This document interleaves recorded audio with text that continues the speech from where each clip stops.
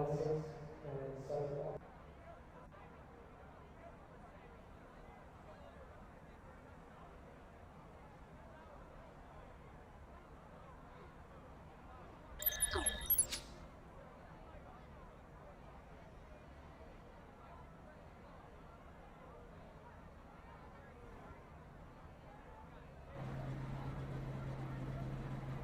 right, qualifying started. All right, good evening, everyone. Welcome to Green White Checker TV. We are here tonight at Dover, the Monster Mile. So, we're going to kick things off right off the bat. We're on board with my fellow colleague Maxwell Caldwell, newly married, but ready to get back into the booth and have some fun here. He's going to take us through a couple laps around here at Dover.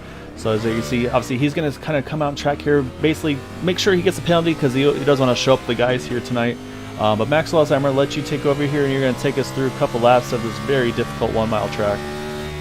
10-4. Good evening, everybody. Going to ride a few laps around here at Dover, just kind of show you guys each week what these drivers are facing. So right here, coming out of 4, we're going to have a lot of speed carrying to the start-finish line. And this setup has gotten quite looser than what we've ran in the past, but you can still see a little bit of a push. So you may see a lot of drivers try to run that middle line and then bring it low on the exits to get a good straight run down the straightaways. Or you may even see some guys just opt for going right down to the bottom and just trying to ride that banking here. But what you're going to have to watch down here is getting real loose on the exits there, as I got just a tad bit loose there. So we're going to have multiple lines you see guys run. I think you're going to see some of the fast guys drift up here and really try to get that arc right there off the corner. It's a lot of momentum that you'll carry here, but it's going to be treacherous. You're going to see guys running different lines, and you're going to see a lot of comers and goers with this setup. So you're going to have, I know I ran with Ryan Kelly earlier, and he was a lot faster on a short and long run, running the bottom, and I would try to chase him down, and I was burning my right front where he was burning his right rear. So driver styles and driver preference, it's going to have a lot to do with it. So I'm going to make one more lap around here, and as I bring it back around, one area you're really going to have to focus on tonight, especially if it's green flag, we're going to have to focus on pit entry here. This should be the slowest pit road that we come to. And not only the slowest, but it's also very, very tight. So it's going to be critical for guys to try to get down pit road as quick as they can. And I'm probably going to drive this a little aggressive to show you how easy it is to mess up. So if you do this too much, look where that line already is. Look how I'm fighting to get down, and I can't even get in there right. So that's something you're going to watch, is guys trying to get on pit road with a lot of speed, but get it down to that 35-mile-an-hour pit road. It's going to be huge. It's going to be stuff to watch for. A lot of action out there, Gael, that we're going to have to be keeping up with on the track. Yeah, and you're right. I mean, Dover, I think one of the most difficult pit roads to get on and off of in NASCAR, really. We've seen, I'll say, unfortunately, on my side, I've seen my favorite driver, he's hit those tire barrels, not the pit entry barrels, but the ones just a little bit further inside out of the pit entry. There's a lot that you got to be careful for here tonight. And it's, yeah, like you said, it's going to be a really difficult race. This is going to be one, we talk about Darlington as a track, you race the racetrack. Dover's exactly the same way in my impression here is you race the racetrack, kind of race the drivers around you second. So these drivers definitely going to have their hands full tonight. I think, like you said, we're going to have a lot of comers and goers. It's just going to be really dependent on how aggressive these drivers are willing to be early on, risking burning up those tires. And then, of course, the long run, those drivers that have been taking care of those tires, I think it's going to really give them dividends on the long run of these races. Absolutely, and you bring up the point about tires. How are you going to keep up with tires? There's so many different lines that I showed. I've even seen Ryan Kelly getting all the way right up outside the gray area, up at the very, very top in the entrance, and then bringing that wide arc down to get a huge runoff. But also, if it depends on your driving style of how you take care of tires. Are you going to take care of the fronts, or are you going to take care of the rears? You actually have a choice here.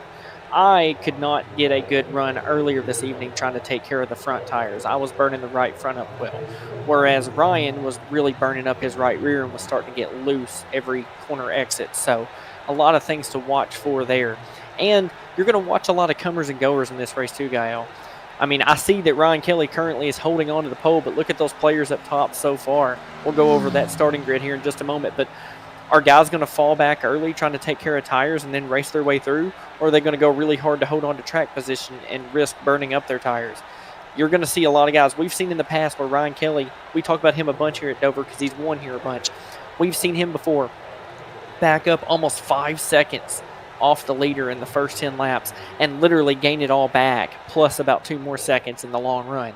So what are we going to see? And we've also got some new drivers here tonight. So who's going to be able to hold on to their cars and who's going to be having a tough time here? Be interesting to see as we look at our starting grid. Yeah, exactly right. It's going to be a very difficult one tonight. So like you said, we're going to pull up our starting grid for tonight's event. And so on pole position, like you said, able to hold on to that top spot is going to be that number 13 of Ryan Kelly. And so you look on the nose of that car, on the hood of that car on the side, it's got some sponsorship. So somebody took note, and so we got some nice sponsorship on top of that 13 car. So he's going to be hoping to show them off tonight in victory lane here. Next to him, Chad Wilkes, third, Larry Yingling, Kevin Friesen, fourth, Chris Jabot, fifth. Then you got Skylar Brown, Dale Knott, Jack Walls, James Ledford, Don Runkle Jr. rounding out our top 10. Then you got Chad Cole in the 11th, Eric Schaus in the 12th position. And 13th through 24th here, you've got Alberto Lopez, Todd Merkel, Mark Brown, Dale Willoughby, Todd Kirkwood, Gabe Butler, Maxwell. You're not going to be starting 19th, I'm sorry to tell you. Chris Matthews in 20th, Eric Laurie 21st, Jamie Knott 22nd, John Brill in 23rd, Joseph DeCiro in the 24th position. So those are going to be our 24. It shows 24 is going to be 23 starters. I say still working on some of the details. I'll say the benefit of getting some extra laps with Maxwell means we'll have him on our little grid there. But I say some of the insights he's able to give us is worth that little bit. So it's going to be a lot of fun, though. Again, 120 laps is the distance this evening. Fuel window, I think, Maxwell, I think no matter what, it's going to be a two-stopper. And just based on tire wear, I know you ran some laps. I ran some laps as well when I was working with Dale on this setup. And you got to be careful about how you, like you said, the wear. I mean, I was actually burning my right front up, and by the time I ran a full fuel run, it was about around 55 laps, I want to say, is as far as I could go. And I had single digits on my tire wear when I got into the pits. So I basically, another lap or two, I would have blown my right front tire. So these guys are going to really have to be smart about how they balance their kind of the short run speed and the long run. Absolutely. And me personally, looking at tonight, looking at the setup, we're really loosening these setups up compared to the seasons I've ran before, but we're still going to have an emphasis here on track position. So I really like Ryan Kelly, Chad Wilkes, Larry Yingling up there front, Kevin Fries, who has been quietly just getting faster and faster each and every week, running up there and forth. Those are going to be the guys I watch all night long. I think passing is going to be really difficult because when you do get side by side, either someone's got to miss the top of the corner or you're not going to get anywhere. I mean, you're either going to get too loose on the bottom, and watch for even guys to try to make a pass and get up into that guy on corner exit and almost wreck both of them. I wouldn't be shocked to see that even for the lead, as aggressive as you're going to have to be to make a pass here tonight. Yeah, and I agree with you completely there. It's passing is going to be at a premium. We're going to have to see some drivers going to have to work on some moves to make these passes happen. Maybe we'll see that kind of the arc where they run the top line in the center of the turn and really get that big arc on the exit to cut underneath them. So the first things first, though, I mean, we got to get through this initial start. Say, again, these cars have pretty decent power under them. So the first thing is going to be make sure that they don't have any tire spin on this initial start. Wait for that green flag to fly, and we are underway here at Dover. 120 laps. Here you go. We see the 13 and 17 going into the first corner, and Ryan's already cleared. That bottom's going to prevail here early on. Look at Yingling trying to go for second. Yeah, Larry's always one to waste no time on those starts. He always tries to get as far forward as he can on the first set of turns, really. Let's say you've seen more often than not in the front row, he finds his way to the front. So right now, like you said, Ryan Kelly's going to lead that crucial lap number 1 here. And I'm looking for Ryan Kelly after running with him. It took 10 laps of me and him running before he had me almost by an entire straightaway. He's got a lot of pace tonight. He's got a lot of determination. He told me how much he truly loves Dover. Look for him to show up and show out in that brand new paint job tonight. Yeah, so that's what you do is say you got a nice sponsor, you want to show it off, and he's doing it now. And we talked about that long run versus short run. Right now, he has really stretched it out already to about 0.8 of a second over Chad Wilkes. But I say we know Chad; he's very good in the long runs in these cars. So I'd be curious to see what Chad does here as the run progresses on. See how his pace compares to Ryan Kelly. But right now, I think Ryan's in a really nice position here, able to just kind of set the pace. You saw one car right in front of him. That's the 92 of Chris Matthews. He opted to start from the pits just in case there's any quick incidents there. So this could put him in a little bit of a dangerous position in case there's if there's not an early yellow, I should say, because obviously we know the pace of that 13 car is going to be extremely strong. So I say Chris might have to be hope for that caution, get either stay on the lead lap or get that lucky dog position. Absolutely, and lap traffic's something we really didn't talk about earlier either. Lap traffic's going to be very difficult to maneuver around. Are they going to go low? Are they going to go high? We actually have multiple grooves here this week, so it's going to be real interesting trying to work through lap traffic, and could that be something that slows up or even damages the car of the Ryan Kelly there to cause him to fall back into the clutches of the 17 and 67, who look to be having a heck of a fight for second, as they're all piled up behind him. Yeah, I would say, Ryan Kelly he's set sail. He's got 2 seconds now on lap number 6 already. But you're right, though, from second on back, I mean, you've got about a second between second place and 8th place right now. So these guys are all bunched up together. And this is, like you said, one little bobble. I mean, there's so many cars just right on top of each other. So I obviously talked about Chad Wilkes, Larry Yingling right there. Kevin Freese, mentioned him as well. And right behind them, still in the top 5, the 24, Chris Jabot. He is holding very solid in that 5th spot. But he pretty much can't move an inch wrong right now because he's got Skylar Brown all over the rear bumper of his car. Dale Knott's right there. And I say Dale's got maybe a couple car lengths of breathing room over the 48 of James Ledford. So these guys are really all having to be very smart and just have to be real careful, especially I think those exits of turn 2. Turn 2, and for me, especially turn 4, I think that's going to be the trouble spot because for whatever reason it is, I always feel like turn 4, I'm always tighter on exit than 2.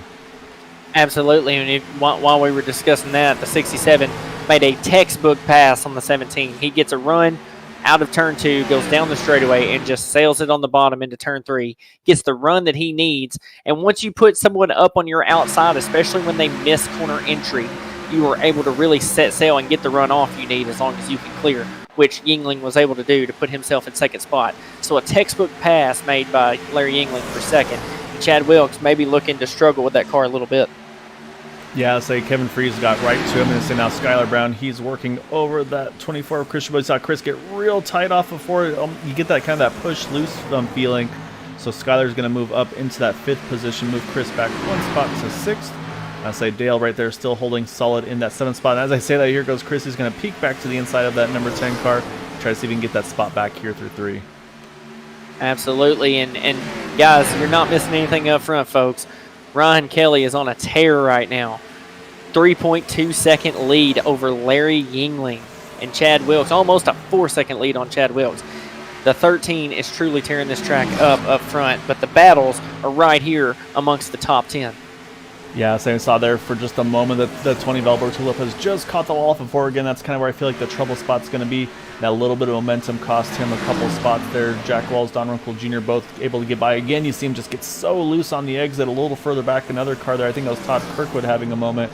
And I say right now it does look like turn 4 might be right now where kind of the trouble spot for some of these guys. As I say, well, we're going to hop back over here to Kevin Freese and Chad Wilkes because say they've joined Skylar Brown in this battle here, and they are right on top of one another here.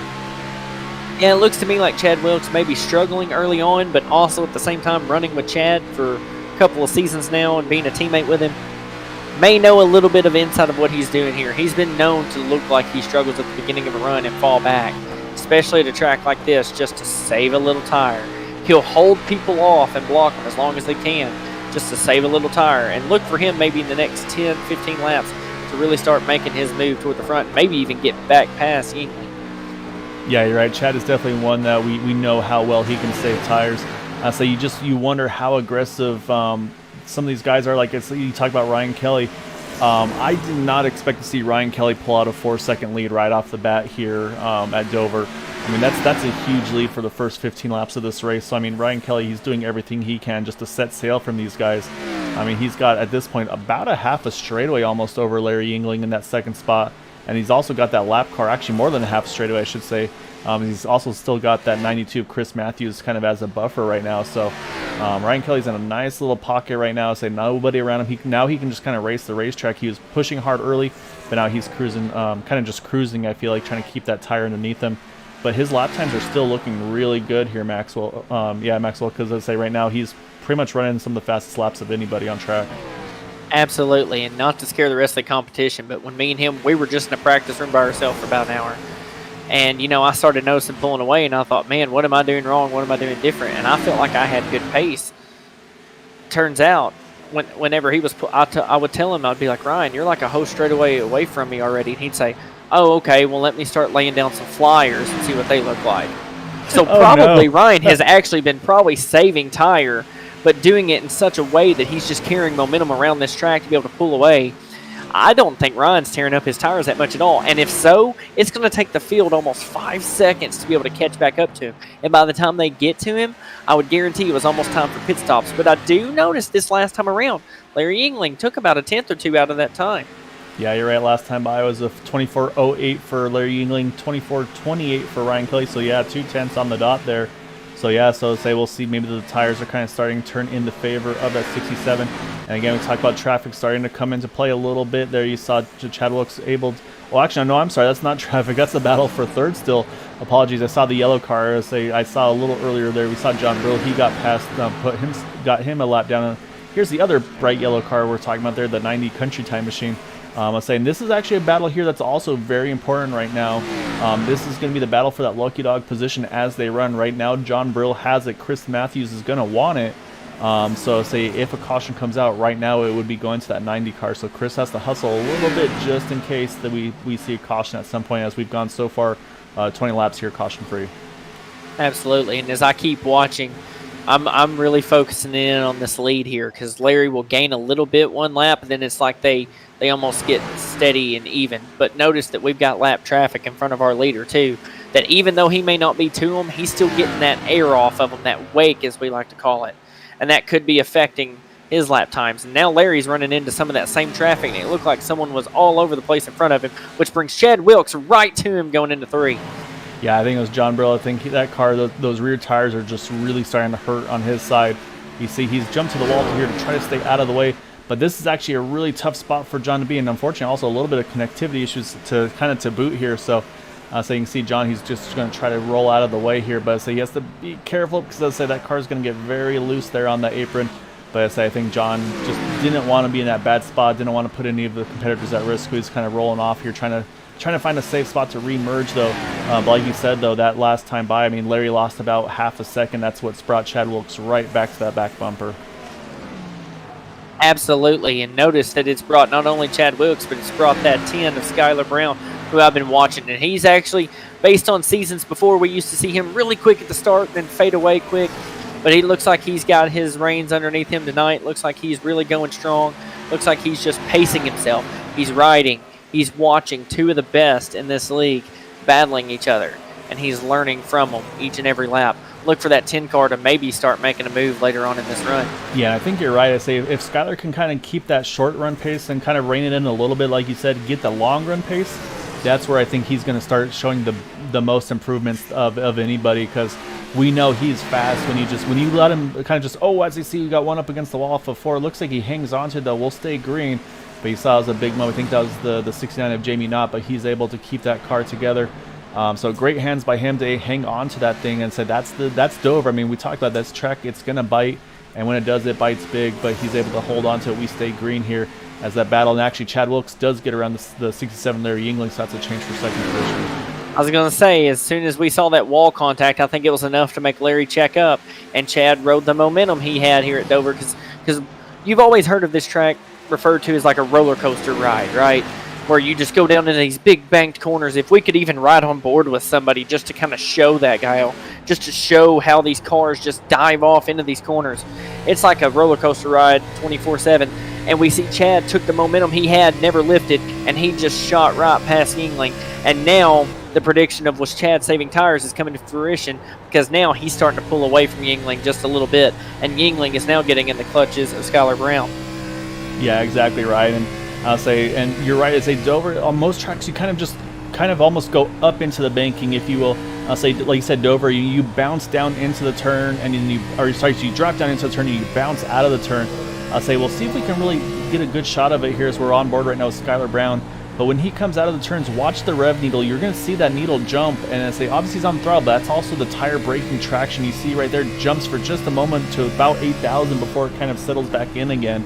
And that's just the car. It's losing traction on the back of that car, and it's just that's how difficult this track is, and that's why you see these guys having troubles on the exit of these turns, because of just how you're you're kind of dropping down in it and you bounce right out. It's a very difficult place to race. And notice, Gael, on this point of the race is we're what? We're already 30 laps in, pretty close to, on lap 29 coming to 30.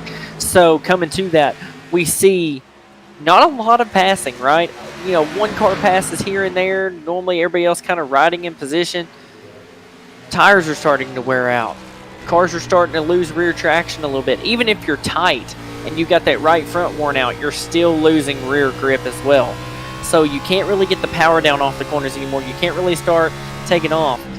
And notice that even though Ryan went really hard at the start, he is maintaining right around that 4-second gap, give or take each lap. Maintaining. Now, Chad Wilkes may start eating into that just a little bit, but notice it's by hundredths. It's not even by a tenth a lap. So Ryan's got plenty of gap for whenever they even start getting close to him. He could go ahead and hit pit road, get fresher tires out of all of them, and even increase that gap further. So track position really showing to be key here tonight, Gael. Yeah, it really is, and you're exactly right. I was worried about Ryan possibly on the long run, and I mean he's proving me completely wrong. He is just on it completely right now. So yeah, and you're right. The other thing that say if you split this race evenly, which we know Ryan Kelly, he's usually kind of Mr. Fuel Strategy or pit strategy, I should say, and he really likes to pit right around that the third mark or the quarter mark, whatever it may be for that race. Tonight, I think it's going to be the third mark where it's going to be basically pit lap 40, pit lap 80, run it to the end at 120. But with the gap he has, I feel like he doesn't need to react to that right now. I think if you're Ryan Kelly, you wait for Chad Wilkes, you wait for Larry Yingling, you wait for those guys to pit, and then you consider coming in because you've got those 4 seconds to spare right now. Because this is a very treacherous pit road, a very slow pit road, like you mentioned as well, 35 miles an hour. And I mean, think about going that whole front stretch at 35 while these guys are going about, I'd say about what, 150 or so, 160 down the straightaways. You're going to go at least one down, possibly even two, depending on where you are on track. And I would even almost dare to disagree with you there, Gael, because I think at one part, I think I see your strategy of wanting to take that gap and get maybe fresher tires than the other guys for the long run. But we've also seen time and time again in this league where that's backfired. I've tried to stay out longer than Larry and Ryan and them, and I end up losing time to them. I think what Ryan can really do with this is if he is the first one to pit and get on those fresh tires, one, it gets him out of that lap traffic that's been snaring him up, right? Also, it gives him more time to slow down to get on pit road because he's not trying to gain time. And third, if he does get down pit road first, it's going to put pressure on Larry and Chad and Skyler to make a move. And when they do, they're more at risk of speeding down this really slow pit road. So I think the ball is in Ryan's hands on if he pits early. I think he puts the ball in their court and he makes it where they're more prone to a mistake, which could cost them huge in this race and in the championship. Yeah, like I said, there's a lot of different ways you can play this. So I'll be curious to see what Ryan does here. But say right now he's still holding about that 3.7 or so second lead over. Oh, you see Eric Lurie a little loose up top there. So let's run through the field here a little bit before we get to that potential green flag pit stop cycle. Right now, of course, Ryan Kelly, our pole sitter, still leading the way. Second place, you see a ways back. That was the 17 and Chad Wilkes qualified second, running second still. Same thing goes, Larry Yingling is in that third spot right where he qualified as well. In fourth, you've got Skyler Brown, that 10 car +2 from his starting position. So he's been able to hold with this lead pack. And then the biggest mover so far is the 71 car, Chad Cole. He is +6 from his starting spot. So he's, I'd say, kind of a new face to the series. I think, unfortunately, only able to run part-time. But I think these guys are going to definitely be, not just because of the paint scheme, but I think drivers are definitely going to be taking notice of him tonight. Oh, absolutely. And one guy I'm looking at here is my buddy Dale Knott. You know, the guy, I'm not biased, but I'm biased. He took my number, right? But started 7th, running 7th. I noticed early in the race he had picked up one position early, but it's kind of giving that back now and just running his pace, right? He's not too far off. You know, he's only 9.5 off. For us being 40 laps pretty well into a run now, that's not too bad for a guy that only ran, the last race last season and first race this season against guys that have ran almost every season. So, doing really good. And yes. It looks like we got some guys really. Larry Yingling looking like he's dropping through the field. Yeah, so he just dropped a couple of spots. So I went to go back to see if something happened. Let's go back and take a look, see if he just let him go or if something happened there. You can see Skyler all over the back of him there coming down the backstretch here. And I think Larry just decided, you know what, we know Larry, he's kind of the big picture driver, and I think he was looking long term, says, you know what, you guys go. I'm going to regroup here, and I'll get back after you guys a little later. So yeah, it's going to drop Larry out. And now back to the top 5. We kind of skipped for a moment there the 5 car of Kevin Freeze, running 6th position right now. We talked about he's one that's just week after week just been improving. And so you see he's kind of got the Terry Labonte Ironman paint scheme. I believe this is his 50th Area 51 race. So Dale and I were talking to him last week about it. So he's able to kind of throw that Kellogg's, the Ironman scheme that Terry Labonte ran. So it may have been 500 races for Terry, but we're at 50 here for Kevin. So it's really cool to see him put that onto that paint scheme in that number 5 car. Absolutely, and that paint job looking beautiful here tonight. And, you know, he's running well again. You know, this is a driver that I remember running, and he'd run, you know, mid-pack, rear of the pack, maybe my first season. And just throughout running in this league, you know, he started getting to where I was like, man, I'm restarting next to this guy. Where'd he come from? Like, he's kind of like that Kevin Harvick, right? He started just season after season sneaking his way closer and closer to the front. And what I'm most impressed with is he's doing it as we get more and more competitive drivers coming into Area 51. So a beautiful thing seeing Kevin Freeze having another strong run. Just a guy that's patient, just a guy that's steady, just hits his marks lap after lap. He may not be the fastest out there, but you don't see him make a whole lot of mistakes. So he's just running right there in 6th, only 8.2 seconds off the lead after 44 laps. Not doing too bad for himself, Guile. No, this is a really good start for him, like you said, and I think you nailed it right there. Is not many mistakes, or not very many mistakes he makes, and that's going to be crucial for tonight. So say right now, and surprisingly, Maxwell, nobody's going. Yeah, I think that pit stop, how slow the pit lane is, I think that's starting to scare people away a little bit from making that early stop. And I think also just these tires wearing more and more, I think drivers are hesitant. Actually, as I say that, Ryan Kelly proves me wrong. He's going to do like you said, Maxwell. He's going to be the one to lead this race off into pit road. So Ryan Kelly pitting here at lap number 46 here for his first scheduled stop. And nothing really to lose here as long as he doesn't speed, because he still had that 4-second gap over Chad Wilkes. I think it was 4.1 the last lap by. So he not only took off at the beginning of that run and put 4 seconds on him, but he then maintained it through that run. So who's to say being the first down pit road, he don't put another 5 seconds on him and then maintain that and have like a 9 or 10 second lead when this is all said and done. Yeah, so this is where you're Ryan Kelly, this is where your nerves are really kicking off, though. You say, okay, I need this to go all the way through, probably about 10 more laps for the cycle to complete.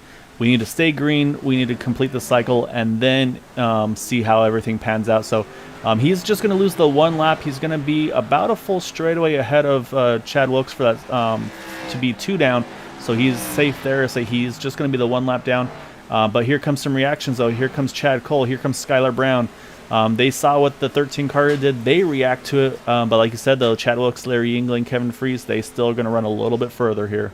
Absolutely, and our camera probably needs to stay on pit road, because I think lap after lap after lap at this point, everyone's going to react to that 13, saying we have just let the leader of the race get the freshest tires first.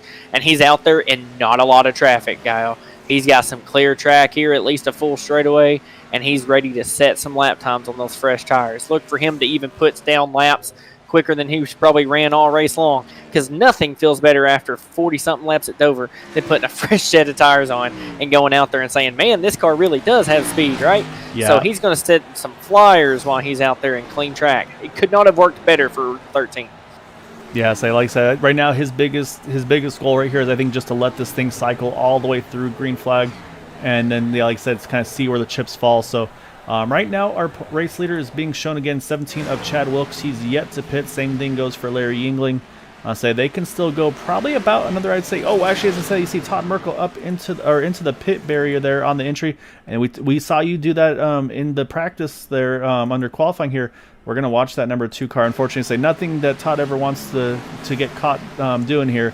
But we're going to watch that 2 car. You see, gets down to the pit road here, tries to get it woed down here, but it's exactly like we saw with you, Maxwell. That car just does not have the rotation in it, and I say just isn't able. You see, it locks down and unfortunately just catches the barrels. But the big break, though, right now still for Ryan Kelly is we stayed green with that. So he didn't get all the way back out on track, so it let it stay green. And I think that was the break that I think that's where Chad Wilkes and Larry Yingling, that's what they were kind of banking on with their strategy of staying out late here. Absolutely, and going back to Todd Merkel there in the pit barrels, I mean, in my example, I kind of told y'all I was going to drive a little deep on purpose just to show how easy it is to miss. that was on what, 3 or 4 lap tires. These guys had 46, 48 laps on their tires trying to do this. I mean, those tires do not want to slow down and grip to stop. So I'm not even going to put the blame on Merkel there. That was just an easy mistake, and I'm shocked more drivers haven't made. But look, after all this shakes out, to see how that one mistake is truly going to hurt Todd as far as his running position. It's probably going to drop him at least 3 laps down, if not more. Yeah, no, it's unfortunate, a big hit. And so, I mean, right now, we still have, it looks like at least the top 10 have yet to make their first pit stop. I'll say Eric Laurie looks like the last of those to make that stop. There goes. You see Ryan Kelly. I mean, he's working on unlapping himself at the rate he's going here. So you just got by Chris Jabot there. I'll say Chris is running in the 4th position. He just got around him on track 4 position here. So, I mean, like you said, Ryan is on a tear. You see a little bit of smoke there. I say, I wonder if that's something that may have missed the pit entry. I think it was. I think it was the one that Gabe Butler overshot his pit entry a little bit. And he kind of just decided to abandon the pit strategy and jump back out. So, you can see, I mean, Ryan Kelly, he's passing these guys like they're standing still right now. And I'll tell you what, the 17 and 67 and the 5, what they're doing here. They are praying for a caution. They're seeing guys miss pit road. They're seeing guys really mess up. They're pushing that fuel as far as they can, but they're about to run out of time, I believe. I heard 52 to 56 laps is about as far as you can go on fuel. And the only reason I'm saying 56 is we had a pace lap right here at the beginning. So I wouldn't push it probably much past 54 to 56. And Chad Wilkes is in, yeah. So I think he may have even possibly sputtered there. I don't know if he ran out of fuel or not. You see, here comes Todd Kirkwood as well. He hits the pit. Chad Wilkes hits the pits. So that's going to give Larry now. He's going to take the point here in that 67 car. But, I mean, look behind him, though. That is that 13 of Ryan Kelly. He's going to unlap himself in the next half a lap or so under green flag conditions. Oh, it looks like we have... Oh, actually, as I say that, right before it happens, caution just came out just before Ryan Kelly could get to Larry Yingling. Larry stretched that number and just was barely able to hold on to that lead, so that was the gamble you talked about, and it just worked out here for that 67 car. And for Chad Wilkes, for Kevin, for these guys that just pitted, I believe they're going to be at least a lap down because they got to commit to their pit stop now.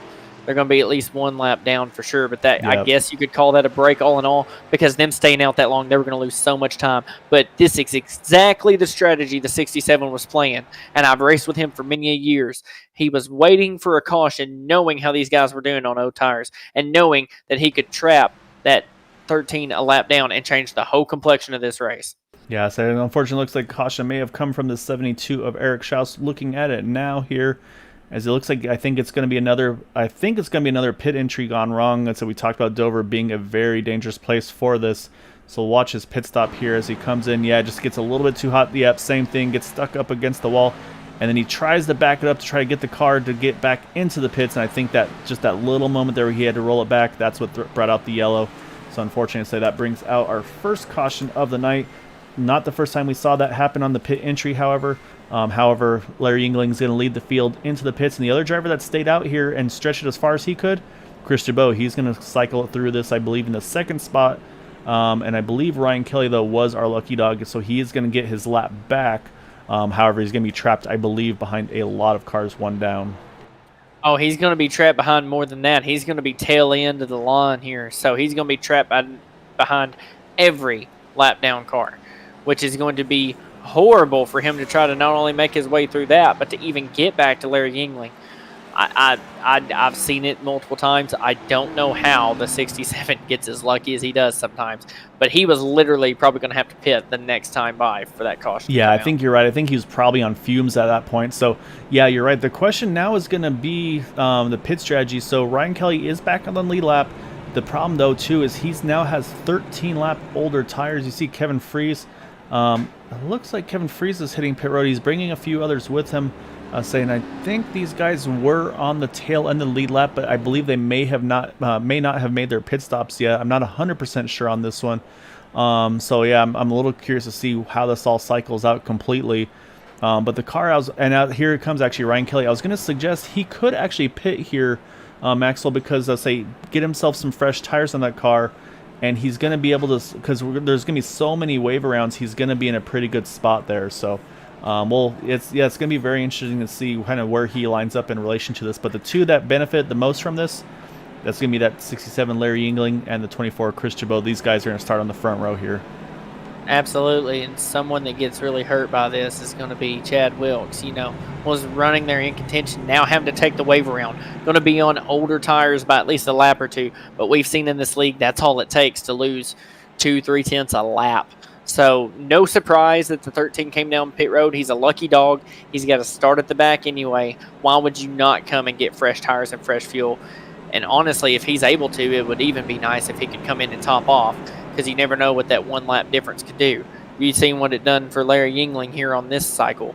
What could that one lap do, and as far as the next green flag stops, if we have them, of getting the 67 trapped a lap down, right? That could be a race-winning move. So yeah, I mean, this is pretty much the halfway point of the race as well. So I mean, Larry was right on the edge of making it to the halfway on one stop there. So you're right, that could be something that we'll see. I'll try to keep an eye on the ticker to see if indeed the 13 does come into top off or not. As we get the 1 to green.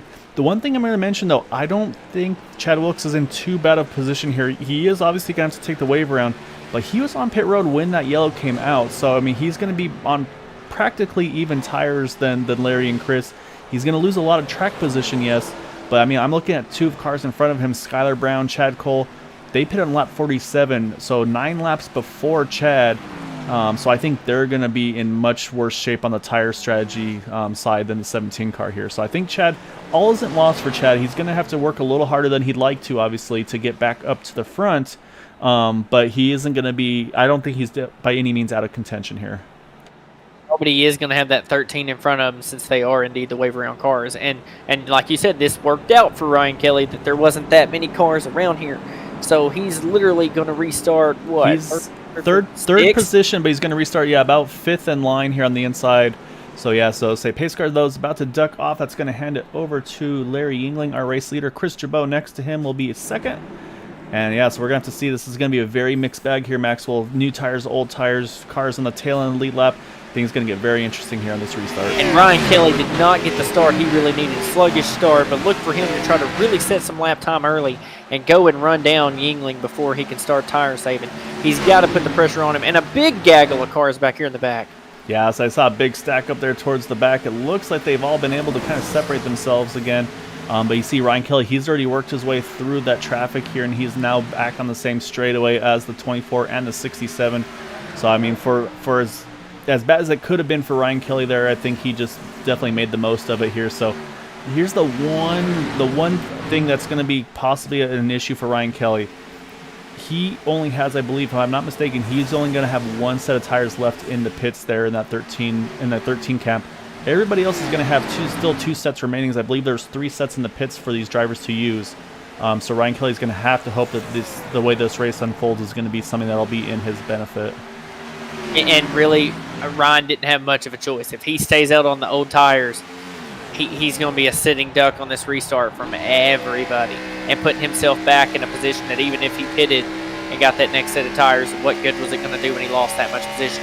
He really was in a rock and a hard place on that. But if we do get multiple cautions, he's really going to have his race kind of messed up here. But he is hoping that it goes green like it did this first run. That way they've only got to pit one more time. Yeah, you're exactly right. And so I'll say, I don't know if you're able to peek over either on the broadcast side of things, or if you take a closer look at that 67 of Larry Yingling, he's got a little special message on the rear spoiler for you there, Maxwell. Oh, I'm going to have to zoom in and see this. Let me see. I've got to change this around. You've done got me all messed up here, Kyle.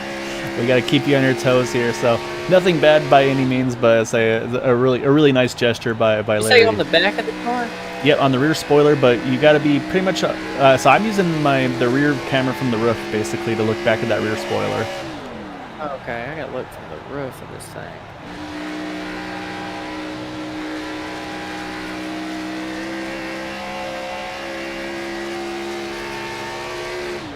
While Max and I'm a here. I think I'm missing this big time.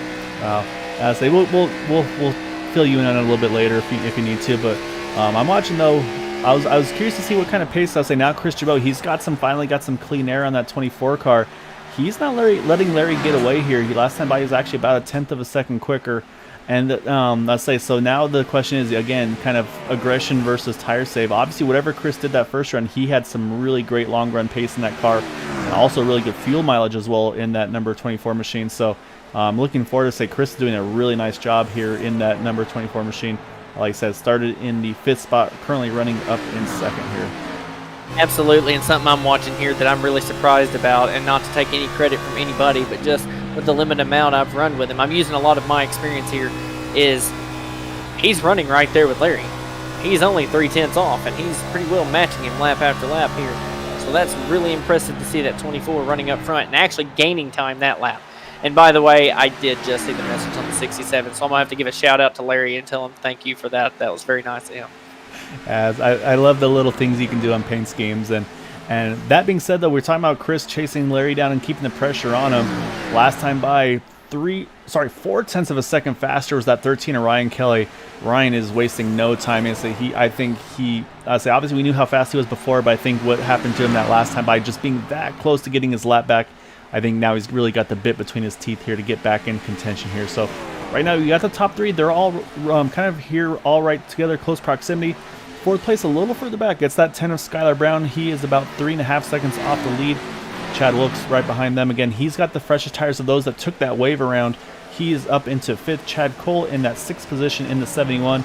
I think Chad, again, he's kind of like a Ryan Kelly. He's got really good long run pace in that car. So I don't think Chad's showing his whole hand as of yet. And right now, last car in the lead lap is the 83 of Jack Walls. I'm going to say Jack showing about 13 seconds or so off the lead right now. And then right now, first car, one down, going to be a very critical juncture for him.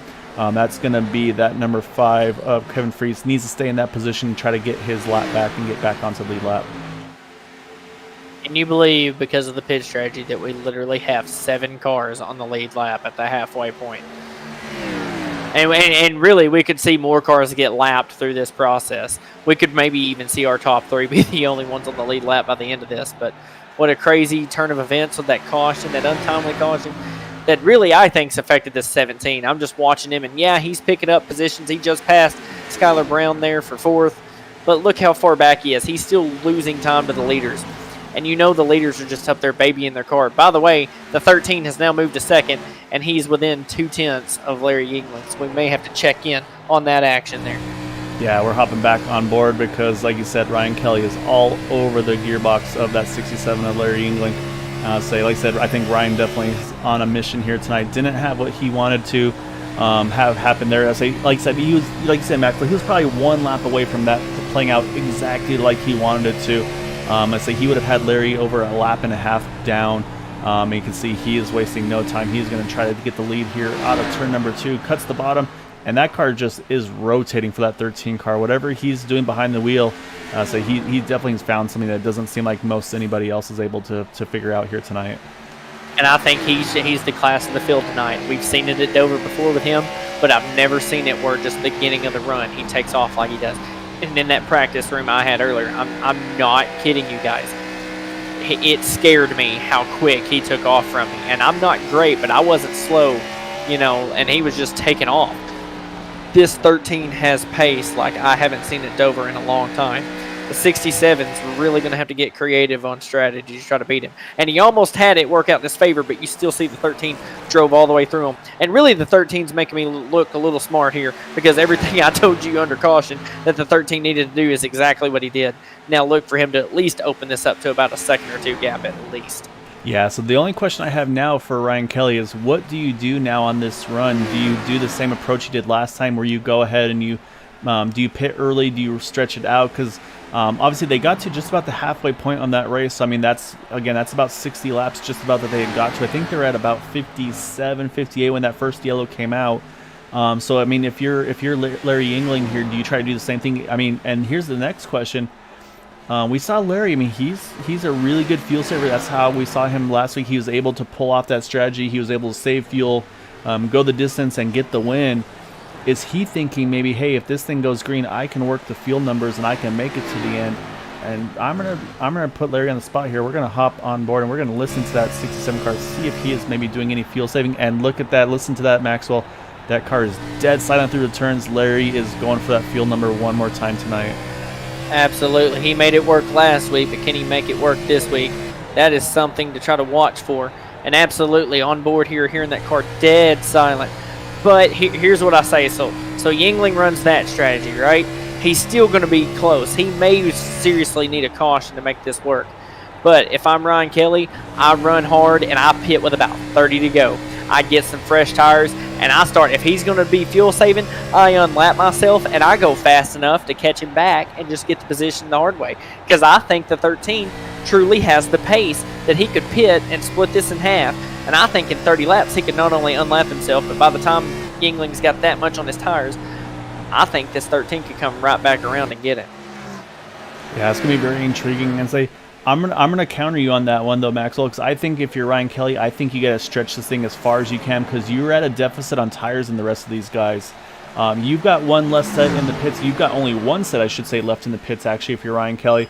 And unfortunately, with iRacing, there is no you don't get to throw any scuffs on the back of the car or anything like that. So if you pit too soon, I feel like if you're that 13 car, if you get that late caution, I think he's just going to be in a really bad position sitting duck. So I think if you're Ryan, I think you got to run this thing as far as you possibly can.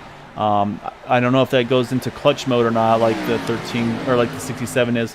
However, the one thing that Ryan does have in his favor, he did have that one extra lap of fuel, or well, under caution, I should say, since he had to pit that second lap around with the lucky dog position. So I'm very intrigued to see how this is all going to kind of pan out here.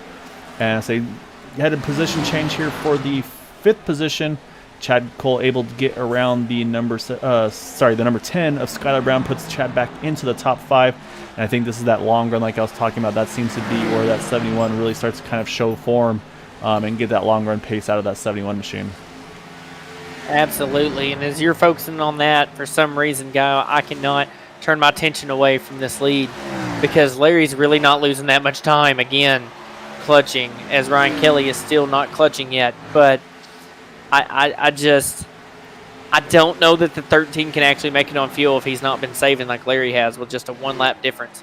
Larry's going to gain that lap probably and then some, and the 13 is still going to be struggling. If the 67 has learned how to do this race after race, then he may just win every single one of these on fuel mileage because he's making some incredible fuel numbers, not only last week but even this week. So I don't know, Gael. I'm really torn on this strategy up front because I think it's so.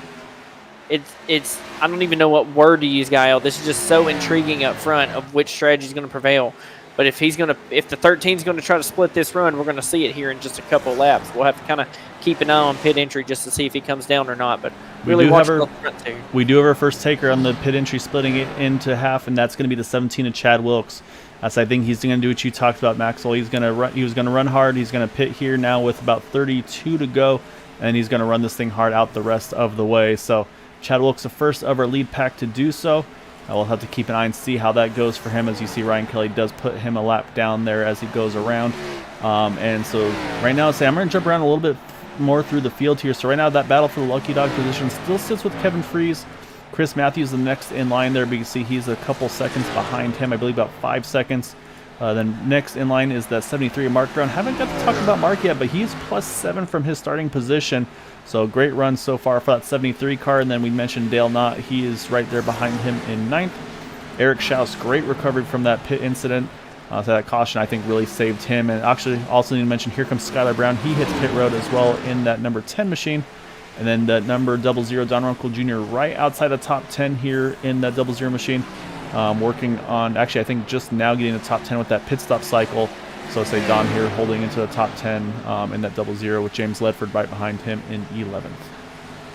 And really cool to see Don Runkle Jr. after kind of from the parts of the race I watched, I didn't get to see the finishing order, but just seeing, the 00 kind of running toward the back last week and seeing the practice charts earlier, I was kind of giving Don a rough time here, but to see him now break into the top 10, and I know a couple of guys have pitted, but to see him pick up positions and start moving his way up through the field, it's really nice to see a driver that was at the back last week kind of working his way up and running great at a track that's really what I think is the most difficult, at least for me. So seeing a guy run like that is just always good to see. It's kind of heartwarming to see.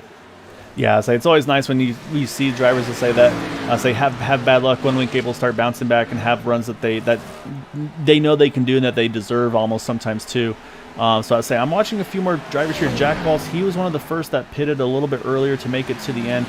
He is currently in the 14th position. Actually, as I say that, here comes Dale Knott. He's going to hit pit road, as does Todd Merkel. So say some of these drivers are opting to do that split strategy like you talked about, trying to split this run in half. But right now you can see there goes the 13 Ryan Kelly working around the 1 of Gabe Butler. And so, yeah, so right now, here comes Chad Wilkes, as we mentioned. I say this is going to, I believe, I'm going to switch our timing and scoring back over so we can see it better. This should put him 1 lap down now. I was saying that was the concern I had. Was you say you can go 2 down here so easily, just because of the gap that he had to that 17 car, or I should say the 17 had to the 13 car. So, and I think that's where that danger is. So at least he's got the 1 back here.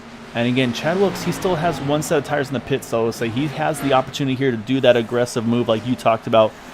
Pit early, use the tires up, and just kind of do qualifying laps right now if you're Chad Wilkes here. So yeah, so I like the strategy here. Like you said, this is what you want to see from the 13 car. But I feel like the 13 car, he's got to play it a little bit safer here as we got 25 to go at the line. I hope Ryan proves me wrong. I really do. But I'm afraid we're about to see a repeat of last week of trying to play the fuel game and it just not working out. So I was really hoping to see some aggressive strategy here by the 13, saying if he's going to save, then I'm just going to go on the aggressive side. Yeah, exactly. And there's also a lot of ways to save as well. I mean, if you're Ryan Kelly, and maybe, let's say, obviously we know Larry's clutching in the turns. I mean, it's very possible Ryan Kelly maybe not using any brake, might just be completely letting off the throttle and then being real ginger to get back on it, kind of keep the, say everybody has their different ways of saving fuel. I'm not sure if there's the preferred way or not. But I mean, look at the lap time difference with the fresh tires versus these old tires. He's kind of around passing these guys as if they're pretty much standing still.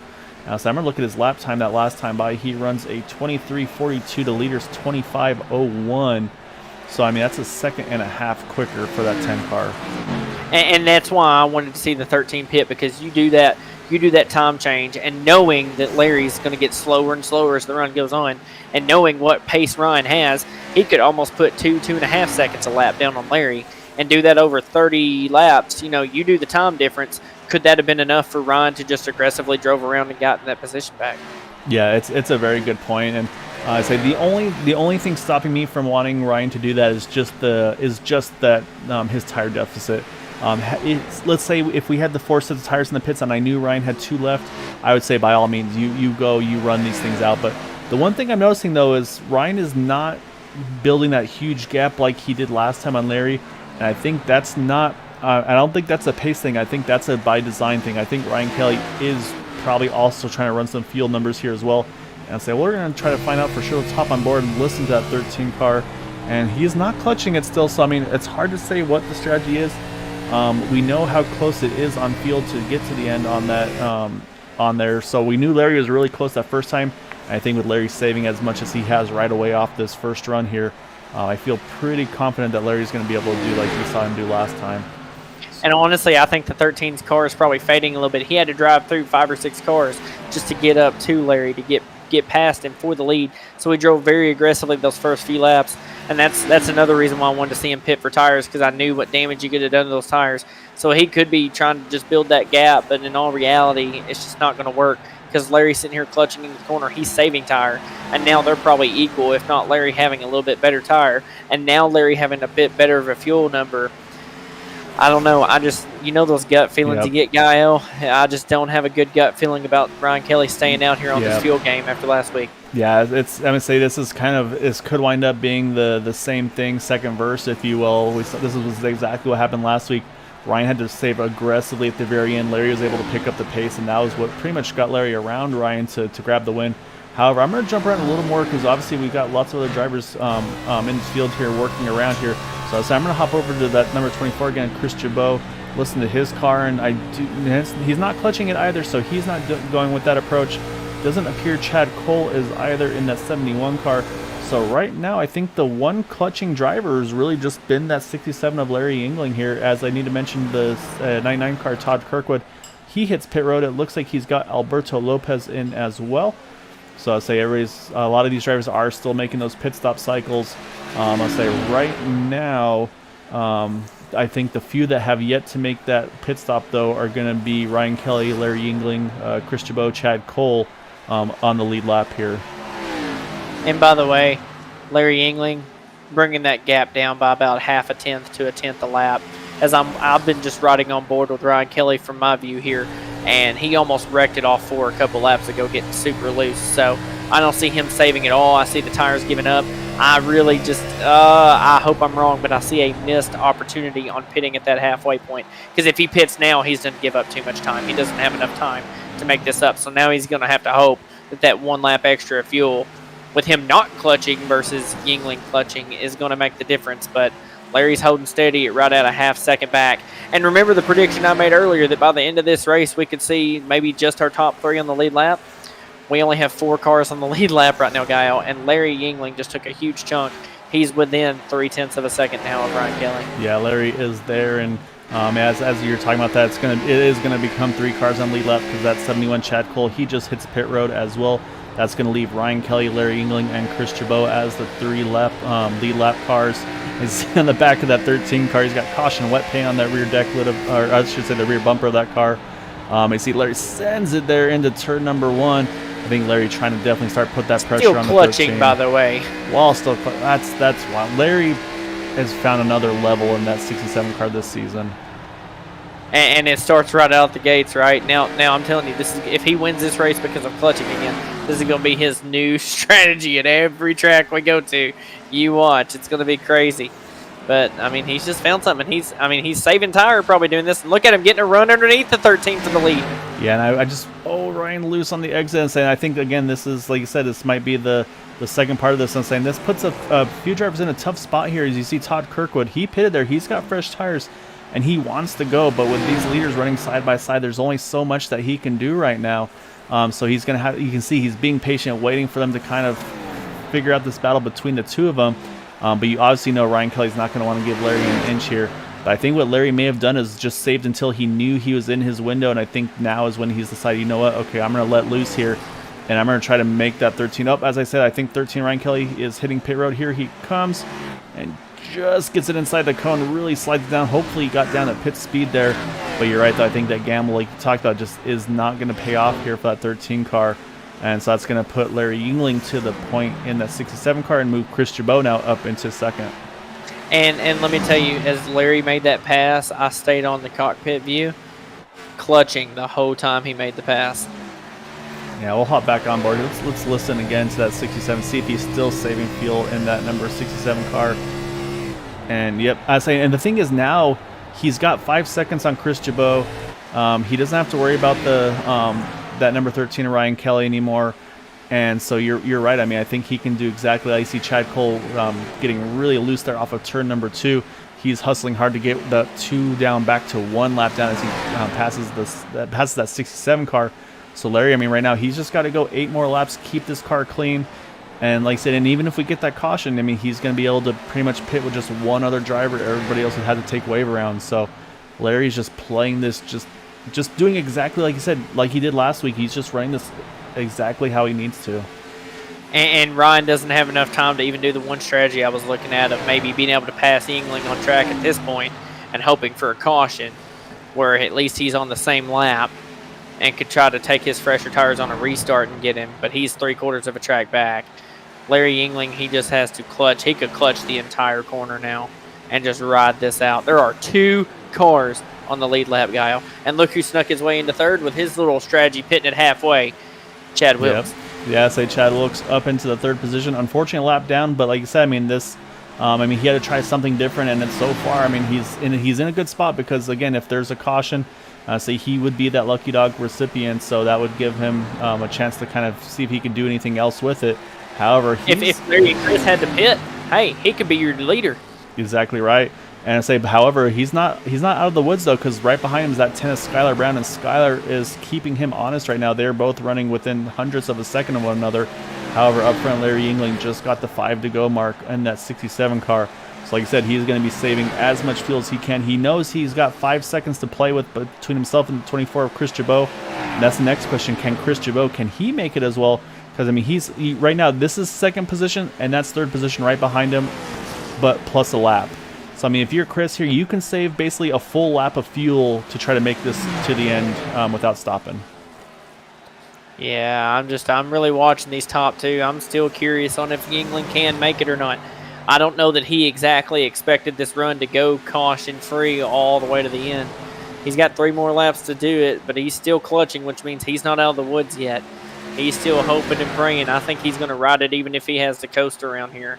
Exactly I'd be real interested to see what his fuel numbers are right now. Yeah, so it's going to be very interesting to see what he can do. And you're right, though. I mean, you feel like if Larry knew he could go to the end with where he was at, he'd be picking up the pace because he would want to get to that white flag as soon as humanly possible. Because, I mean, we know how bad this track can bite drivers at any possible time. As right now, Larry's going to cross the line here out of 4. He's going to get the 2 to go. So I say now this is one of the most crucial laps for Larry, is just to try to get to that white flag. And then from there, he's got about a 5-second buffer over Chris Chabot to try to make sure he holds on to this win. Like I said, Chris has got almost a full lap over Chad Wilkes to hold on to that second spot. Absolutely, and as I'm just riding on board with the Yingling this last lap, I'm listening for any sputters, anything. And there's wall contact right in front of him, but it gives him a chance to lift this hose straight away. He's lifting like crazy trying to make it around. It's going to be close. Yeah, we're going to hop on board and listen to that car, see if it has any sort of sputter, and just listen as smart as we can. And it sounds strong here. So, I mean, I think at this point he's got it to the end. I say he could coast it to the end. You're exactly right. So I think Larry Yingling going to run the fuel mileage, and he is going to win tonight at Dover 2 in a row for that 67 car. Coming 2 in a row the same way. Yep, 2, exactly right. In second place, though, is going to go to that 24 Chris Chabot. He's able to run that fuel mileage as well. But that battle for the 3rd position, it's going to go to Chad Wilkes, who's just able to hold off that number 10 of Skylar Brown. And like you said, you thought there's going to be 3 cars on lead lap. They won up you there. They were able to find a way to get just 2 on the lead lap. Just great strategy, though, when it's all said and done. I mean, Larry Yingling, Chris Chabot, they had a plan. They stuck to it, and they made it work tonight. Absolutely. Great job to Larry and Chris. Hey, bringing home a 2nd place finish, right? Doing the same strategy as Larry. Now I'm curious to see if Larry has enough for donuts. And, of course, he saved a little bit for donuts. Yeah, say Larry's got this down. I mean, he knows how to run the fuel numbers, and, yeah, I mean, and have the pace. And I think that's the most impressive part, is the fact that he's got the pace and he's got the speed and able to run the fuel at the same time. I mean, that's probably one of the most difficult combinations to try to beat with anybody week in, week out. And if I'm Ryan Kelly tonight, I am disappointed in a 7th place finish. I am heartbroken in the 7th place finish because he had the car, he had the pace. A caution, the only caution we had, left him out to dry on a whim and a hope of getting the lucky dog and having to drive. If he did not have to drive through those cars to get to Larry, could he have had enough of a gap and been able to save enough fuel to be able to stay out and win this thing? The what ifs for Ryan Kelly are huge. But Larry took all those away by knowing he couldn't beat him on outright speed. So from the very beginning of that 2nd run, he just saved fuel. And here he is in victory lane. Yeah, exactly right. And yeah, it's a tough, and the thing is too, that caution, I mean, literally if that caution comes out 5 seconds later, Ryan Kelly's on the lead lap, he can cycle all the way back around, and he would be restarting right behind the 67 car of Larry Yingling, and like you said, wouldn't have had to be so aggressive on the start, and could have maybe tried to do a little bit of fuel mileage on that 13 car as well. So yeah, I think this is, I say Larry, obviously, we know Larry's fast week in, week out.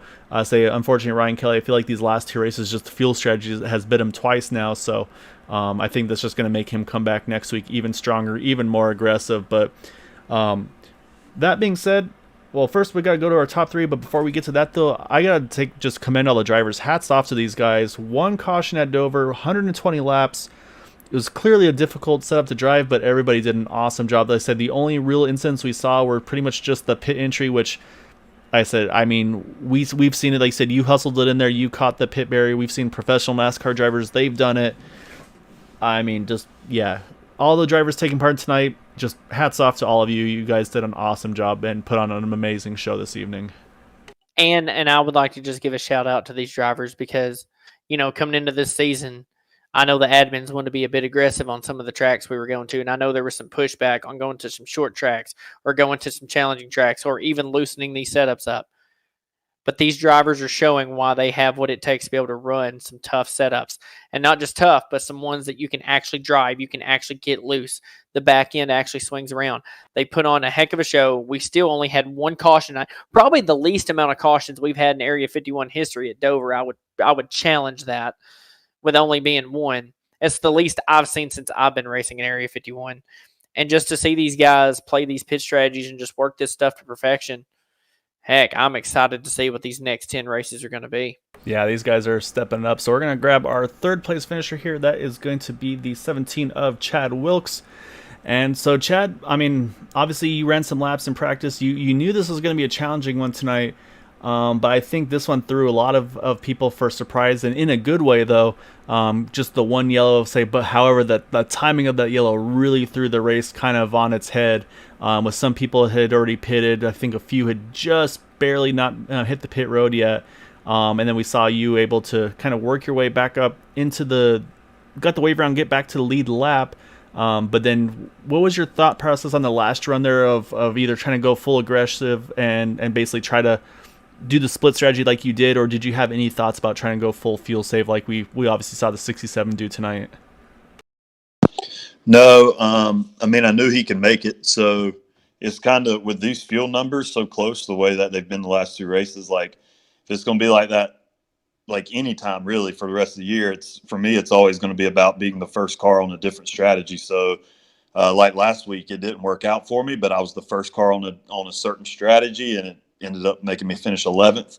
But I knew I could make it. Like if I could have came back in and topped off at the end, and I could have made it, but I wouldn't have been able to make it and pass whoever's in front, Larry. So for me, it was trying to be the first person on the split strategy. And if it works out, it works out. And if it don't, it don't. But that's kind of, to me, that's almost what you have to do. Like, even if I was in the lead, I'd do the same thing. Like, I'd pick one of the strategies and make sure I was the first car on that strategy. Because then at that point, it's just kind of, I mean, it's definitely not luck, but it's just kind of up to which strategy kind of comes out on top. So yeah, I mean, that was kind of my thought process. I could have even made it from where I was, but I know I wanted to go ahead and pit to make sure I was the first car on the split strategy.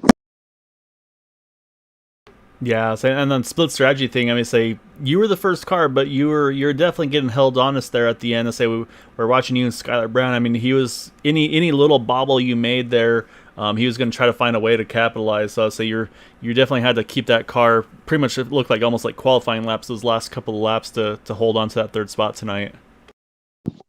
Yeah, I knew that obviously I'd be on older tires than most people, so I tried really hard those first 10 laps out of the pits to really save instead of going full out, because I knew anybody that pitted behind me would come out behind me. So I tried really hard to save, and I knew he was coming all the way up to me, and I knew he would have, I assume he had newer tires than me.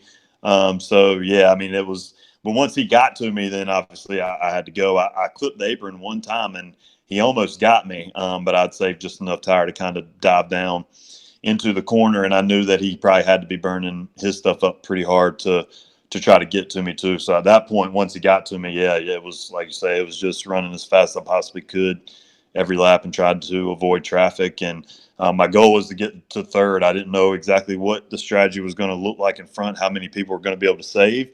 Once I heard Ryan say he wasn't going to make it, I was like, okay, well, at least I ended up with a third out the deal as long as I could keep behind. So yeah, I was just trying to hit my marks every lap. All right, so I'm going to pass it over to Maxwell because he's now been able to do the commentary with me as well. So Maxwell, I know I'm sure you got some questions for Chad that I'd love to pass over your way. Absolutely. First thing, fantastic job, Chad, on a third place finish. Finished a lap down, but you were the first car, 1 lap down in third place. So I guess that's a positive. But hey, you got in the money spot. You finished, on the podium. The one question I had is, and you've probably already answered it really truthfully, but just I like that you went with the strategy I would have went with of kind of splitting that run in half. But did you honestly believe that the 67 and the 24 were going to need to pit? And if they did pit, do you think you had a chance to pass them both while they were on pit road to get that win? Did you have enough pace in the car after you split that run up to be able to possibly grab that victory if they had to pit? I mean, I didn't know for sure whether they could make it. I figured Larry could for sure, because I didn't know about the 24 because I didn't know sort of where he was at in the first run.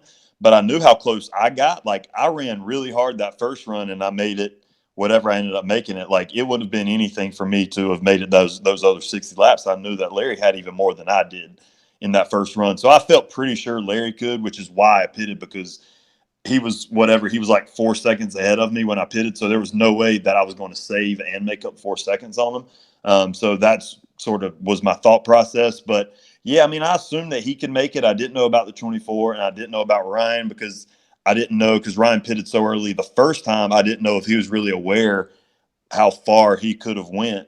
So yeah, even that last run, like once I got to lap 80, I believe I did all fuel calculations to make sure, and I was like, I'm pretty sure I can make it. And so I know Larry knows he can make it, but I'm not going to catch Larry, so I might as well just pit and make sure I'm the first car on this strategy. Because I mean, at this point, I feel pretty confident I'm going to make it into the playoffs. So you're really just kind of shooting for wins. And I just wanted to make sure if for whatever reason Larry couldn't make it, that I was going to be the first car. But I felt pretty sure he could. Absolutely. I just got to say thank you for at least running that strategy. I told Gael I was shouting at the 13 to pit halfway and he wouldn't do it. And I'm like, well, at least somebody did. Let's see if Chad Wilkes can work his way up through the field. And it worked out for you. I think from the position you restarted in, it brought you up to a third place finish, a finish in the money spot. So congrats on that. After the way last week went for you, it looks like you got a solid run to take momentum on into next week. So just wanted to say fantastic job, Chad, and looking forward to seeing you next week, man. I appreciate it. Yeah, I'll definitely take the third from where I was. That's definitely I'm completely okay with that. Yeah, so before we let you go though, Chad, definitely want to give you the floor. Any thanks and shout outs for that run tonight, because like I said, just awesome job tonight, man. Yeah, thanks to the teammates. It's just Larry and Ryan. This year we've obviously all been at the front pretty much the entire time the first 2 races, and hopefully we can keep it that way going forward and make sure that one of us 3 wins all 12 of them this season would be really cool. And so far we're 2 for 2. I want to get a couple of them, but yeah, thanks to them. And thanks to y'all for the broadcast. Y'all have really sort of stepped everything up. Just the presentation quality and all that stuff's really, really good. It's as good as you can find anywhere. Which is awesome. So I appreciate y'all for putting in all the hard work, and thanks to the admins and all the drivers for putting this on, and for making this at a really tough track, making it a good race and with only 1 caution. So appreciate it. All right, so good run, Chad. Enjoy that one, and look forward to catching you again here next week, sir. Thank you. All right, so now we got to jump over to our second place finisher, and that is going to be the number 24 of Chris Jabot. Let's go ahead and pull Chris on in over here. All right, so Chris started in the 5th position, brings it home in 2nd. Chris, you were one of the few drivers that we saw the first run. We saw the fuel mileage you were running yesterday. I think it was you. I think just you and Larry actually were able to stretch it until that caution came out. And then I'll say that second run, was that kind of as soon as that green flag came out, you said, you know what, lightning might strike twice. I'm going to do the same thing. I'm going to make that fuel number. What was your thought process? And of course, also, how close were you to having to pit before the first caution came out, or the only caution? And then how close were you at the finish at the end? Yeah, that definitely wasn't my go-to plan from the drop of the green tonight. I didn't think I would be able to make it that far. So I was thinking pitting on 40 and 80. I figured that's what most people would do, something like that. But about 30 laps in, I realized that I was maybe a lap short, 2 laps short. I was going to be pretty close. And I kind of saved fuel. I was probably only going to be able to go to 59 on that first run. I started clutching it in the corners probably around lap 50, trying to save as much as I could. So maybe I could have got to 60, but 59 was as far as I thought I was going to be able to make it, and then just hope that I could save a little more fuel on the second run. And then for the second run, I knew right away that's what I needed to do, was make that fuel go all the way to the end. So I ran it kind of hard for the first 10 laps maybe, and hung there with Larry, and then realized I was going to be really short on fuel again. So I started saving right away. Yeah, no, it was like you said, I'm not restart. We saw you putting that pressure on Larry. Just I was saying, that's what I was thinking, is like, okay, Chris is going to try to keep him honest here, and try to, like I said, kind of keep Larry in that fuel strategy as well, because you two were the ones that were able to run that number. And then, like I said, I think once you started saving, I think Larry saw the same, and he reacted as well, because we saw pretty much, I would say, the second, probably about 2/3 of that run that Larry was also clutching it through the turns, making sure he could get to the end. But, I mean, obviously, We all came in with a little bit of nerves, I think, coming into Dover, say a relatively new season with just being race number 2, say with obviously a very difficult track. But I mean, it seemed like everybody kind of was able to take to it really well. Kind of got the hang of it well. I mean, what stood out for you for the track as the race progressed? Was there anything that really kind of that either surprised you in a good way or a bad way for just how the track felt with the car tonight? Well, I'm notoriously horrible at saving tires, and I was actually kind of surprised on that first run. I dropped back maybe between laps like 20 and 40, but about 40 laps in, it seemed like I was starting to gain on the guys in front of me again. I don't know if it's because I backed it off and was saving fuel and ended up saving tire better in the end. But I was pretty surprised with that. But overall, yeah, great race tonight. There's a lot of give and take. Got to give a shout out to Dale Knott for running this series. He's doing an awesome job. I'll just be part time this year or this season at least, which isn't very fun because this is great racing. I wish I could be here every week. All right, so I got to pass you over to Maxwell's. I know Maxwell's going to have some stuff to run by you as well here. But yeah, just awesome job though tonight, Chris. Thanks, Cal. 2 questions for you here, Chris. And first off, great job on the second place finish. Looking through the grid and looking at the different names of people we see in this league, I'm going to be just completely upfront. I didn't see, your name being the one we'd see in second place here, running with Larry Yingling and Chad Wilkes. But you did an awesome job with the strategy. First question: How did you know, or when did you decide on that second run that you were going to run that out? Did you start saving right from the get-go? Was that your plan after that caution came out, or when did you devise that? And 2, you talk about, having a lot of fun, and with Dale not being the new admin in the series, kind of the new car and everything, the way it's running. I kind of just want your thoughts on how you think the cars are handling this season compared to maybe when you've ran before, and just how you like the setups and how you like how it's going here. Yeah, for the first question on that second run, I knew my plan was definitely to stretch it all the way to the end. I just didn't know exactly what that was going to take. I run the sim racing app, so it's got the little fuel deal on there.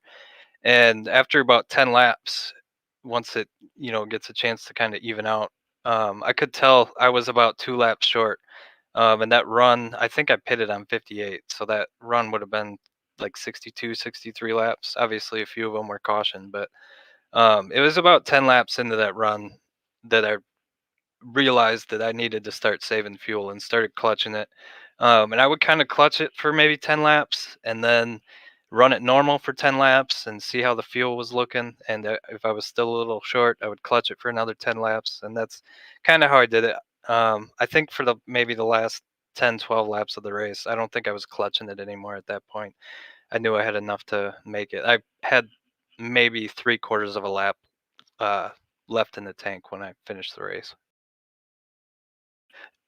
Second question about the setups. I personally love the setup tonight. I know Dale knows a lot about building these things.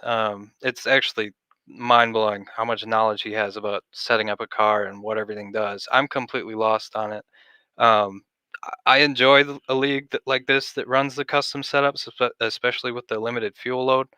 They do the same thing on Tuesdays with the Indy cars, and I think the Area 51 IndyCar setups drive a lot better than the default ones that iRacing gives you in traffic, at least.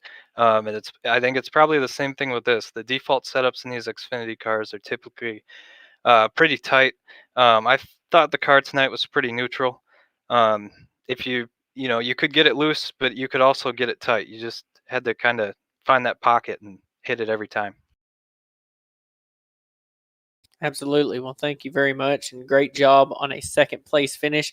And I know you're part time, but I can't wait to see you race again, man. It looks like you may be a new challenger for the likes of Larry Yingling, Chad Wilkes, Skylar Brown, and Ryan Kelly, man. Hey, go dethrone some of those guys. Let's see you come in and shake things up a little bit this season.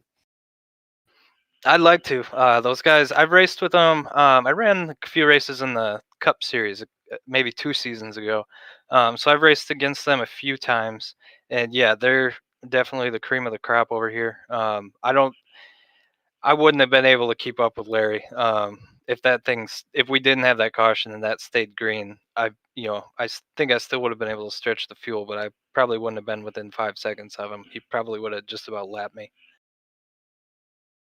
Yeah, so before we let you go though, Chris, definitely want to give you a chance for some thanks and chats. I know you were kind of holding the fort for the team. I say with Kevin not running tonight, so you're gonna have to hold this one over him a little bit. Give him a hard time after you're done here tonight.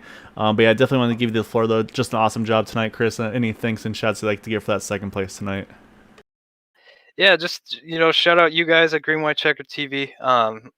Honestly, the broadcasts you guys put out are phenomenal at this point. Professional level. I love it. All my teammates at Brown Eye Racing, the ones that showed up tonight, Chad, Don Runkle was out here. Dale was racing with us. Good Chris was there. I think that's everybody.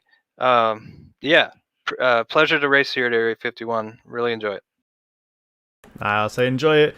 Go give Kevin a hard time. I look forward to seeing the banter back and forth and hopefully an hour or two. But yeah, just awesome job, Chris. It was a lot of fun to watch you, and like I said, just great job tonight and great strategy. You put it all together this evening. Thanks, guys. All right, Maxwell. That's gonna leave us one person left, and that's gonna be. So we're going to work on a nickname for Larry over here. I was gonna say I have one of the drivers we talk to sometimes that they always kind of work on nicknames and stuff like that. I think I'm gonna, for the moment, I think we're gonna be calling Larry the Fuel Whisperer, because that's 2 in a row where that man is just working the fuel numbers. And I say, just Larry, did you think that this is going to be kind of the second act of the right on the absolute edge of the fuel numbers tonight? And then what was your thought? Because you and Chris, you two went the longest on the fuel under that first run before that caution came out. Was that your goal from the get-go, is to try to get to that halfway point on fuel and do a one-stopper instead of a 2? Or take us through your thought process tonight. Yeah, that was pretty much my goal from the get-go. I knew Ryan was faster than me, and I believe Chad was too. And in the first part of the race, Chad was saving a lot of tire, and so I was just saving behind him. And about lap 10 in the race, I started really saving fuel, just clutching it. And I stayed in third for most of the first half of the race, but as the tires wore out, it just got harder and harder to stay in third. And I think I fell to fifth, maybe sixth. Then I knew I was saving a lot more fuel than everyone else around me, just seeing their exhaust flames. And yeah, I was definitely going to make it past halfway in pit, and that caution just came out perfectly. How tough was it to commit to that strategy? Like you said, when you see people kind of having the pace and starting to kind of pull away from you and having that happen, how tough was it for you to just kind of put your head in and say, nope, this is a strategy I'm doing, I'm committing to it, and no matter kind of like I've gone this far, I'm sticking with it to the end, versus kind of at some point just second guessing yourself and deciding, no, I want to jump in early. Did you have to convince yourself at all throughout that run that you were on the right strategy when it was all before the caution came out? Yes, somewhat. I knew our test we did sometime this week, I only could do 51 and 52 laps on fuel. So I knew 60, 61 I was gunning for would be very close. But Ryan was faster than me. I wasn't going to get him on speed, I don't believe. Unless there was a late race caution, equal tires and both is going all out. But pretty much all my previous seasons, I've always went for the conservative strategy, just in case if a caution comes out or whatever, I don't want to lose track position. But I was just going for the win tonight. Wow, so you played the strategy perfect. And we love the little extra sponsor on the rear spoiler there. I say it took Maxwell a little bit to hunt it down. I had to give him a little hard time. Say, hey, you got a special message on the back of that car for you. But yeah, say with that though, I'm gonna pass it over to him because I know he's gonna have some stuff to quiz on you with as well. Absolutely. Well, Larry, 2 in a row, bud. Same way you did it last week. I'll be honest, I'm dumbfounded. I can't believe y'all played a fuel strategy game at Dover of all places. But you did. And obviously you've already talked about how you could kind of figure out your fuel number. And I guess I'm a big believer in 2-part questions for some reason, but first question is, how confident were you that even in that very first run with no caution that you were going to make it past halfway and be able to kind of go all the way and win the race off of just one pit stop? And then two, I want to know where you found your speed that second run, that you were clutching the car and running down the absolute fastest car of the race, run him down and pass him while clutching. Where'd you find that speed at? Well, the first part, I was very confident I was going to make 60, 61. And I knew if we somehow went caution free, I knew that checker flag was mine. But that caution came out perfectly. I knew I was in the catbird seat if it stayed green from there. I noticed the first part of second run, Chris, he was staying about my same pace. Even when I kind of backed down more, he would stay right behind me. So I figured pretty early on he was starting to save fuel with me. So I didn't really have to worry about him too much. But I saw Ryan 2, maybe 3 seconds back. He caught us. So when he got to me, I just let him by. And I knew if it stayed green, Ryan didn't look like he was saving any fuel. So I was just waiting, biding my time and hoping the yellow flag doesn't come out. And then the second part, I just had a lot of practice last week at Kentucky, just clutching in the corner and with no engine brake. I'm pretty sure there's no engine braking when we were just coasting. Just knowing how much brake to use and just really just stay consistent. And I was slowly catching Ryan a little bit, and he still wasn't saving fuel. So I knew, and by that time I was about second and a half, 2 seconds back. So I knew if he realized he needs to save fuel, I need to get close to him to make him burn more fuel. Then I just was able to pass him. Then I think he had to pit a lap or two after that, and I was hoping for no caution, but I think it was just me and Chris on the lead lap, so even there was a caution, I was pretty good seat, because I believe Ryan and maybe Chad didn't have tires left. So I was in pretty good position at that point.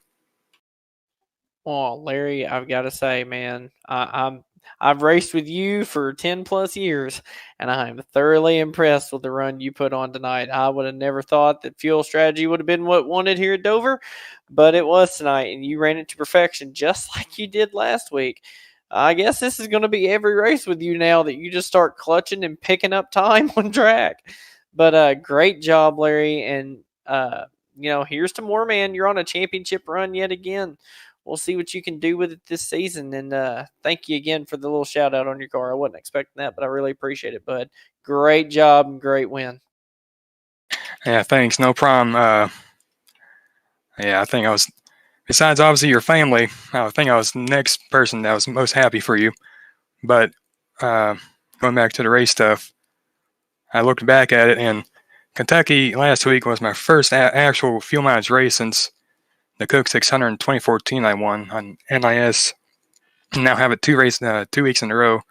It's definitely pretty fun compared to the same old pit on lap 33 every single race, and it definitely adds a lot of strategy if you want to go all out or just save a lot of fuel. But I want to shout out my teammates this race, Ryan Kelly and Chad Wilkes, and all my sponsors. Hasbars Performance. If you need any work done on your Ellis engine or GM vehicle, contact them on Facebook to see what they can do for you. Second sponsor that came on board last week, Muffin Sports Cards. If you are into sports car collecting or want to get into it and don't know where to start, follow Muffin Sports Cards on Instagram. He's always wanting to get people closer to the hobby and can help you find stuff regardless of league, NASCAR, NFL, NBA, you name it. So don't be afraid to ask him for help. And my third sponsor that just came on board a couple hours ago, Fort Worth Screen Printing. If you would like t-shirts, jackets, bags, hats, shorts, among other stuff, printed with custom artwork, check them out on fwscreen.com. And shout you guys out, as always, for the broadcast. It's going to be fun listening to Maxwell full-time this season, at least. And that's everyone in the league for great driving. If someone told me we'll just have one caution in each of the first 2 races, I kind of would have doubted that. but I don't know what next race is, where it's at, but I think it should be pretty good again. Yeah, no, you guys have been stepping up, just doing an awesome job week in, week out. And I'm gonna have to hunt down that screen printing, because it might be time to take green white checker, get us legit, Maxwell. Maybe get some shirts or something. So we're gonna have to hit up your sponsor and check them out there. So, but yeah, just awesome job, Larry. Like you said, two fuel mileage races in a row. Yeah, say these guys are gonna keep an eye on your gas tank for future races. I think some guys might be gunning for you there on the mileage there, but just the pace you have, the fuel mileage savings you have, just yeah, that's a tough combo to beat, and you're doing a little bit of everything this evening. And Larry, Appreciate you're gonna it. have to get us a discount on that screen printing for some green white checkered T-shirts, man. I'll look into it. All right, well, Larry, enjoy this one. It's like 2 in a row to start off the season. Great way to start, obviously. Say look forward to catching you again here soon. But yeah, enjoy this one, and we'll get in touch with you again here soon, sir. Thank you, sir. All right, Maxwell, we got to jump over and talk about our final results for tonight. Obviously, Larry Yingling getting the win, but we had a lot of racing going on. It was hard to keep up with all of it, to be honest. So let's go ahead and go over our final results. And you see Larry Yingling with that win by just over 5 seconds over Chris Jabot. Those two stretching that fuel mileage. Both runs tonight. Just hats off to them. They saw the numbers. They said, we can make this work, and they stuck with it. So just the commitment there is just hard to stick with. I mean, like I said, I had been second-guessing myself so many times in that route. Like I said, Chad Wilkes, he said in the interview he wanted to be the one to do something different, see if it comes out and works out for him. And I mean, it did. I mean, yeah, it shows him a lap down, but I mean, he was the first car of those that pitted, finishes in that third spot, and was in that position to capitalize should anything happen to Chris or Larry at the end. Skylar Brown, a great run for him as well in fourth. Kevin Freeze, say kind of a quiet night after that caution came out, kind of mid-cycle, but he still holds on to a very solid top 5. Chad Cole in 6th. Ryan Kelly, I'd say he's going to be, again, just wanting this fuel mileage stuff to go away. He wants to beat these guys, and he's either going to start maybe adjusting his pace a little bit, maybe start saving a little bit of fuel, or just hope that these cautions fall at some better times for him, because that's just unfortunate, just unlucky for him tonight. Eric Schaus in 8th, great recovery for him tonight. Say with that first caution, just with that pit entry, we saw a couple guys get bit by that. And Jack Walls, Don Runkle Jr. finish out our top 10. A great job by all of them. And then 11th through 18th, you've got Dale Knott, Chris Matthews, Mark Brown, Dale Willoughby, James Ledford, Todd Merkel, Gabe Butler, and Todd Kirkwood. And the remainder of the field, Eric Laurie, Alberto Lopez, Jamie Knott, and John Brill going to round out our top 22 for this evening. All right, well, Maxwell, as always, it's a pleasure to have you back in the booth with me. I hope you enjoyed yourself. Hopefully it'll make your wife too mad taking away from her, I should say, on Thursday nights. But it's going to be a lot of fun this season. These guys are just they're showing that it's going to be a lot of fun this season. It's looking like.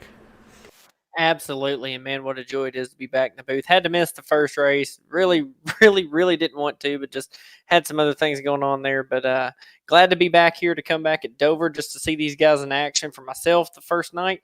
And, seeing a lot of some usual suspects, but also seeing some guys sneak in the picture we haven't seen before. So just things to watch this season as we get in. But the thing I'm seeing right now is Larry Yingling, 2 starts, 2 wins, and already getting a big points gap. He's already got 17 points over second place in Ryan Kelly. As I didn't know if you knew, the point standings have actually updated. And 2 things I'm going to be watching going into the next races. We had 2 big movers in the points. We had Chad Wilkes +6 to bring himself up to 3rd in points with that 3rd place finish tonight. And Kevin Freese, we talked about the solid night he had. Man, +3, bringing himself up to 4th in points, running very strong. So not out of this yet. Top 4, only 22 points separate them, and we still got 10 races to go, man. This championship's going to be awesome to unfold. We got some awesome tracks ahead of us, and it's going to be great to see how these Area 51 drivers tackle it. I'm thoroughly impressed with Dover. I'm with Larry on this. It's such a difficult track, such a caution field track normally, and just to have 1 caution and these guys run as well as they did and be respectful. The lap traffic was very respectful tonight. A couple close calls, but everybody held on to it. It's going to be great to see, though, if they can run this well at Dover. Let's see how the rest of the season goes, man. man, by the end of this season, if they're racing like this, I may have to. I don't know. I might have to jump back in the driver's seat next season. I don't know. This is really exciting to watch, though, and I'm loving my time in the booth. And I really appreciate you, Gail, for letting me up here with you to call these races. It's been a lot of fun, and it's going to be fun for 10 more races. I'm really looking forward to it. Tonight's got me just pumped up, if you can't tell, for the rest of this season. Yeah, no, I'm with you there, and it's a great point that you mentioned on the point side of things too. So with Larry gaining those 2 wins, I mean that already tells you right off the bat that there's going to be at least one driver that's going to points their way into that top 8 for that Final Four playoff chase. So I was saying again, that's going to be the way this one goes this season. It's going to be basically a 4-race playoff, no winner take all finale. It's going to be basically who does the best out of those 4 races. For those Final Four. So say still early on, obviously, but Larry Yingling obviously locking himself in with the win last week. He's just kind of cementing his place in with that win this evening as well. So just again, like I said, hats off to all the drivers. Dover, this is a tough track to race by yourself. Race here with 22 other drivers and be able to run just the 1 yellow. Like I said, just great job by everybody. Very difficult, but they all managed very well. Like I said, a lot of give and take. So hats off to everybody. So Maxwell, as always, a pleasure. Look forward to catching you again next week. And for all of you watching, thank you so much for watching. Happy Friday Eve. We will be back on Sunday for the Super Speedway Series. I'll have Dale not in the booth with me over there. And we'll be watching those Xfinity cars. I believe Daytona will be the location for Sunday's event. So until then, hope you have a wonderful evening. And until then, have a good night.